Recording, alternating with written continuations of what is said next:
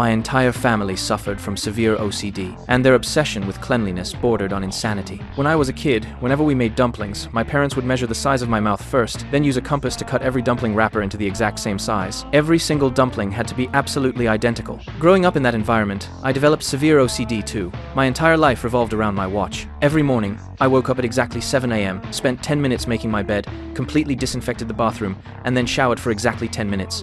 I lived like a robot, repeating the same routine every single day. Because of that, I was never late for work, but not a single coworker liked me. My obsessive need for cleanliness pushed everyone away, and nobody wanted to get close to me. Whenever I saw people hugging each other, I couldn't help but envy them. I tried to become a normal person, but no matter what I did, I couldn't change. Eventually, I decided to end it all. After writing my suicide note, I got on my bike and left home. On the way, I accidentally crashed into a girl and was thrown off my bicycle, nearly falling into a filthy puddle. She found my medical records, and just as I was about to jump off a building, she stopped me and took me to see a therapist. Right then, my watch alarm suddenly went off. It turned out it was my scheduled time to fart.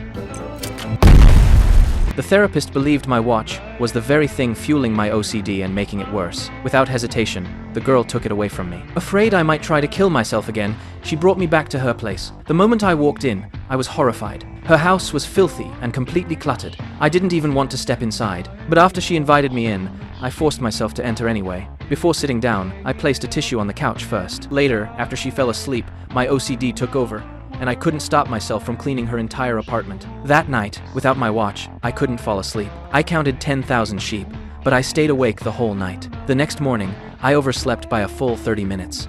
I rushed to work, convinced my boss was going to tear me apart. Instead, he smiled and told me I should be late more often. Then he announced it to everyone in the office. At first, my coworkers just stared at me. Then they all started applauding. It was the first time in my life that I truly felt warmth from other people. To help me recover completely, my therapist organized a running competition where everyone was allowed to throw paint at each other. He believed it would help me overcome my OCD. But to everyone's surprise, I dodged every single splash and crossed the finish line without getting a single drop of paint on me. Luckily, the therapist had one last trick. He had secretly set a trap at the finish line. That paint-covered shirt became the only colorful thing in my entire house. Little by little, I finally began to change. I stopped wearing gloves when I played the piano. I was able to drink from the same cup as someone else. And in the end, I finally accepted the girl's hug. Do you struggle with OCD like this? Let me know in the comments.